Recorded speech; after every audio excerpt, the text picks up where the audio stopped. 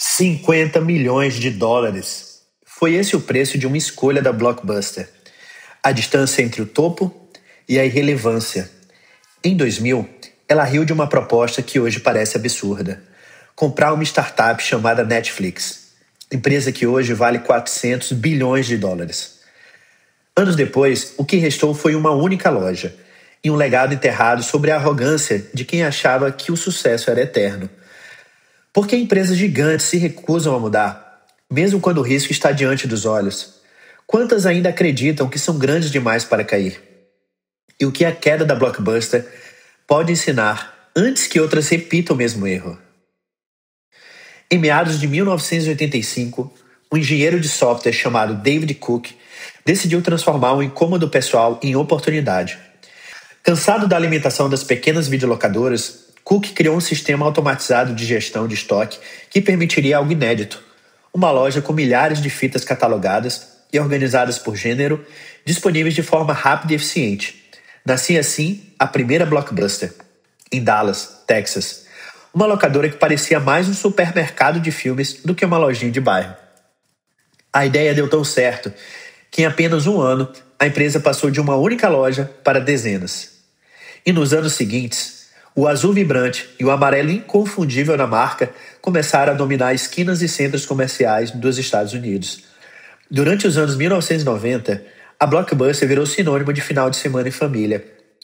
Eram 9 mil lojas espalhadas pelo mundo, 84 mil funcionários e mais de 65 milhões de clientes cadastrados. Um verdadeiro império do entretenimento físico. A experiência Blockbuster era quase ritualística. O som da porta automática, o cheiro de pipoca doce misturado ao ar-condicionado, as luzes frias refletindo nas fileiras de estojos azuis. As prateleiras eram divididas com precisão quase matemática. Ação, comédia, romance, lançamentos. Cada filme tinha sua capa cuidadosamente exposta, prometendo uma noite perfeita de cinema em casa. Crianças corriam entre os corredores, enquanto pais debatiam se levavam o novo lançamento ou aquele clássico de sempre. E ao lado do caixa, o funcionário de uniforme azul sorria, oferecendo uma assinatura do Blockbuster Rewards, o cartão fidelidade que dava direito a aluguéis grátis e descontos semanais. Mas o segredo do sucesso não estava apenas na estética ou na nostalgia que hoje ela evoca. O modelo de negócio da Blockbuster era uma engrenagem meticulosamente calibrada. Ao contrário das pequenas locadoras que compravam poucas cópias de cada filme, a Blockbuster investia pesado em estoque. Negociava diretamente com os estúdios de Hollywood, garantindo lançamentos simultâneos e exclusividades. Além disso, padronizava cada detalhe, desde a iluminação até o atendimento, criando uma experiência uniforme que podia ser replicada em qualquer cidade do mundo. A expansão foi meteórica. Entre 87 e 94, a Blockbuster comprou dezenas de redes regionais, consolidando um domínio quase total do mercado de vídeo doméstico. Em 1994, a empresa foi adquirida pela Viacom por impressionantes 8,4 bilhões de dólares, o que à época consolidou seu status de gigante cultural. Blockbuster não vendia apenas filmes, vendia uma sensação de pertencimento, de evento familiar. No auge, a marca se tornou tão icônica quanto o McDonald's ou a Coca-Cola. Era mais do que uma loja, era um sinônimo da vida americana dos anos 90. Comerciais de TV mostravam famílias sorrindo. Slogans otimistas e trilhas sonoras empolgantes reforçavam a ideia de que alugar um filme era mais do que um ato de consumo. Era um ritual social. Entre 85 e 95, a Blockbuster viveu o que muitos chamam de sua década dourada. De uma startup texana a um império global. Ela surfou na onda do VHS, depois do DVD, e redefiniu a forma como o público se relacionava com o cinema em casa. A cada novo bairro, onde surgiu o letreiro azul e amarelo, um novo capítulo do entretenimento doméstico era escrito. Mas como todo império, havia uma ilusão silenciosa por trás daquele brilho. A Blockbuster parecia imbatível, até o dia em que o próprio futuro bateu à sua porta e ela se recusou a abrir. O que acontece quando uma empresa confunde sucesso com imunidade? Como uma marca amada por milhões se torna em poucos anos uma relíquia de museu? E o que a Blockbuster não enxergou nas entrelinhas do progresso tecnológico? No começo dos anos 2000, a Blockbuster parecia intocável. Com quase 9 mil lojas em operação e receitas bilionárias, a empresa dominava o mercado global de aluguel de filmes. Mas como tantos impérios antes dela, foi de dentro do próprio sucesso que veio a semente da queda. O que começou como uma proposta recusada, vista como irrelevante, se transformaria em um símbolo mundial de arrogância corporativa. Em 2000, um pequeno serviço chamado Netflix, fundado por Reed Hastings e Mark Randolph, bateu a porta da Blockbuster com uma proposta: ser comprada por $50 milhões. A ideia era simples. A Blockbuster continuaria com as lojas físicas, enquanto a Netflix administraria o braço digital de entregas e assinaturas online.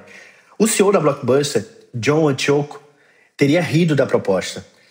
A Netflix foi dispensada com a frase que entrou para a história: esse modelo de negócios é um nicho muito pequeno. Na época, talvez parecesse um julgamento lógico. O streaming ainda era um conceito incipiente e o correio ainda era lento. O problema é que a Blockbuster não enxergava o que aquela pequena startup simbolizava: uma mudança de comportamento, silenciosa, mas irreversível no consumo do entretenimento.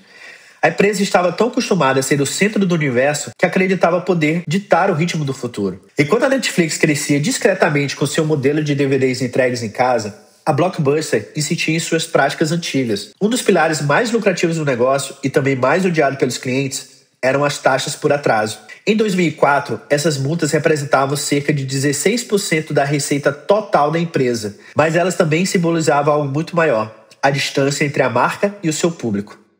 A ironia é que em 2005, quando finalmente percebeu o avanço do digital, a Blockbuster tentou reagir. Lançou o Blockbuster Online, seu próprio serviço de entrega de DVDs, inspirado no modelo da Netflix.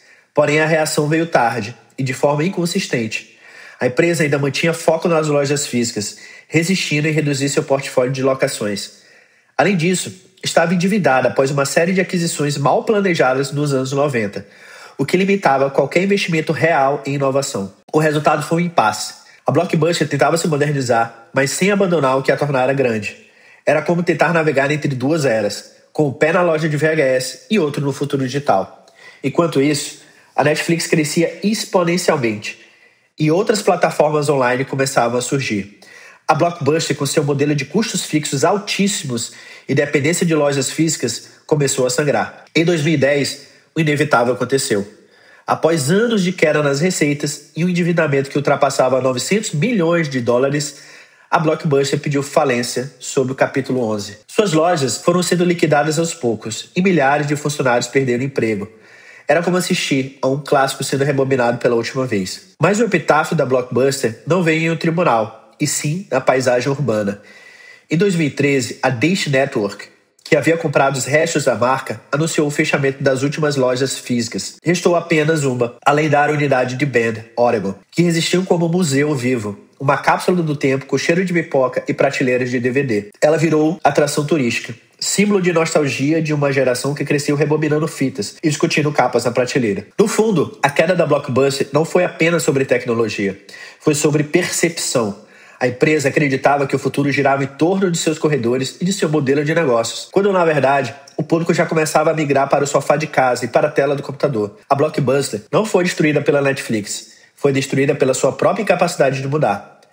A história da Blockbuster é a história de uma cegueira corporativa, uma empresa que confundiu tamanho com invencibilidade e lucro com eternidade. Quando finalmente entendeu que o futuro não era físico, já não havia tempo para voltar à fita. O que acontece quando uma empresa que vende entretenimento para milhões perde a própria capacidade de se reinventar? O que a Blockbuster poderia ter feito de diferente? E mais importante, quantas empresas de hoje estão repetindo o mesmo erro, acreditando que o sucesso de ontem garante o amanhã? A história da Blockbuster não é apenas sobre uma empresa que desapareceu. É sobre o que acontece quando o sucesso vira zona de conforto. Durante 2 décadas, a locadora azul e amarela foi um símbolo cultural global, sinônimo de entretenimento acessível de rituais familiares. Mas como em um filme que ignora o terceiro ato, a Blockbuster falhou em reconhecer que a narrativa estava mudando. Enquanto o público evoluía, ela continuava presa ao passado, repetindo fórmulas antigas em um mundo que já falava uma nova língua, a da conveniência digital. O colapso da Blockbuster é, na essência, um estudo de miopia estratégica. A empresa enxergava a inovação como ameaça, não como oportunidade. Quando a Netflix apareceu, ela não viu uma parceria em potencial. Viu um concorrente incômodo, menor, quase irrelevante. Esse erro de percepção custou caro. Em poucos anos, o que era um império de 9 mil lojas virou símbolo da resistência nostálgica, reduzindo a uma única unidade sobrevivente. Há quem diga que o fracasso da Blockbuster foi inevitável, que o avanço do streaming tornaria qualquer rede física obsoleta, mas essa leitura simplifica demais. A verdade é que outras empresas enfrentaram revoluções semelhantes e se reinventaram. A Apple, por exemplo, reduziu seu foco no computador pessoal para liderar o mercado de smartphones. A Amazon deixou de ser só um varejista de livros para dominar o e-commerce global. O que faltou à Blockbuster foi o mais raro dos instintos corporativos: humildade diante da mudança. No fundo, a Blockbuster acreditava que a nostalgia bastaria para protegê-la, mas nostalgia não paga boletos, nem salva negócios. A marca que um dia foi ícone da modernidade se tornou metáfora de lentidão. O que matou a Blockbuster não foi a tecnologia, foi a arrogância de achar que o público sempre voltaria. Hoje, enquanto empresas de todos os setores enfrentam transformações rápidas, inteligência artificial, automação, novos hábitos de consumo, o fantasma da Blockbuster paira como um aviso. Quantas gigantes atuais estão cometendo o mesmo erro? Quantas ainda tratam o futuro como uma ameaça e não como um convite para evoluir? O caso da Blockbuster é um Titanic corporativo. O navio era magnífico, o maior de seu tempo. E ainda assim afundou. Não por falta de força, mas por ignorar o iceberg. A Blockbuster fez o mesmo. Navegou em mar calmo, confiante demais para ver o perigo à frente. No mundo dos negócios, a única vantagem competitiva que resiste ao tempo é sua capacidade de se adaptar. A Blockbuster não entendeu isso e pagou o preço. O seu colapso é um lembrete que toda empresa, cedo ou tarde, será testada pela inovação. E quando esse momento chegar, só haverá duas escolhas: reinventar-se ou virar lembrança. Quantas empresas de hoje estão prestes a se tornar as próximas blockbusters? Será que a sua indústria também está diante de um iceberg invisível? E no fim das contas, o que aprendemos com o império que não soube apertar o play do futuro?